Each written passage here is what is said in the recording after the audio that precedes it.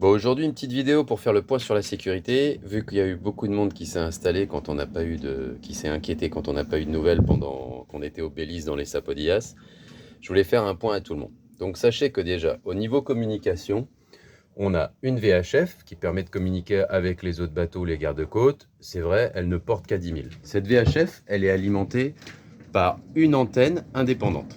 Ok. Ensuite, on a une autre VHF portable.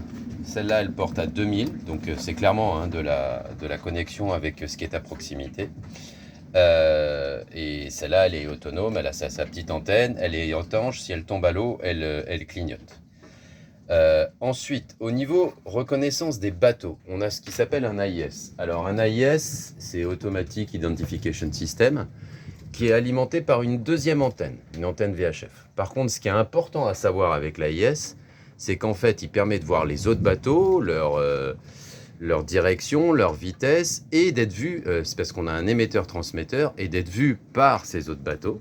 En revanche, c'est pareil, comme ça passe par la VHF, ça a une portée de 5-10 000, et donc du coup, ça veut dire que seuls les autres bateaux peuvent nous voir. Des fois, cette position, quand on passe près d'un point AIS sur une côte, peut être reporté, peut être trouvé sur Vessel Finder, Marine Traffic, mais c'est pas automatique. Donc c'est pas parce qu'on ne nous voit pas sur Marine Traffic ou Vessel Finder que les bateaux aux alentours ne nous voient pas. Donc en termes de sécurité, on est bon. Le dernier gadget qui a été installé, et là je suis très content, c'est celui-là. Ça, c'est un AIS portable.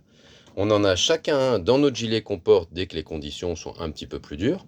Et en fait, ça permet de déclencher un signal pour être vu par les bateaux aux alentours ou sur l'AIS du bateau. Donc très clairement, ça veut dire que si je tombe à l'eau pendant ma quart de nuit, que c'est là tout d'un coup s'en rend compte, elle va voir sur l'AIS, je vais avoir déclenché ça, et si je suis à moins de 5000, ça lui permet de faire demi-tour et de me retrouver. Ça, c'est pour les mers très fortes.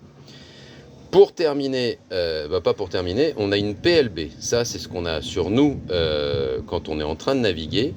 Et ça, en fait, ça permet, c'est indépendant, c'est via satellite. On sort la petite antenne qui est là, on déclenche le bouton de emergency ici.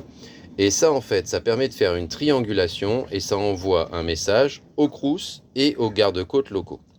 En termes de navigation, sinon après, on a plusieurs GPS. On a le téléphone de Loulou, la tablette, mon téléphone perso, le téléphone de Céla, un de secours. Cette montre qui permet aussi d'avoir à la fois la Garmin, elle permet d'avoir le GPS, mais aussi si j'appuie ce bouton-là longtemps, ça va enregistrer le point auquel on était, c'est-à-dire que ça permet de savoir où est la personne. Et enfin, pour terminer, mais aujourd'hui ça s'est pas activé, on a un Iridium Go qui nous permettra de récupérer les données. C'est un téléphone satellite, ça permettra d'avoir les prévisions météo un petit peu chaque jour. Par contre, ça c'est très cher d'abonnement, donc du coup on ne l'activera que pour le Pacifique. J'ai fait le tour en gros, sinon évidemment on a le baromètre qui nous permet de suivre le temps, on a toutes les cartes qui sont papier et électronique, et je vais vous emmener voir juste l'AIS, mais comme il y a beaucoup de vent, après vous m'entendrez. Bon, j'espère que ça a permis de clarifier les choses, que vous vous inquiéterez plus autant. C'est ce qu'on a en termes de sécurité, et puis maintenant ce qu'on fait surtout c'est confiance au bateau. Voilà l'AIS qui est dehors et qui permet aussi d'avoir profondeur et carte.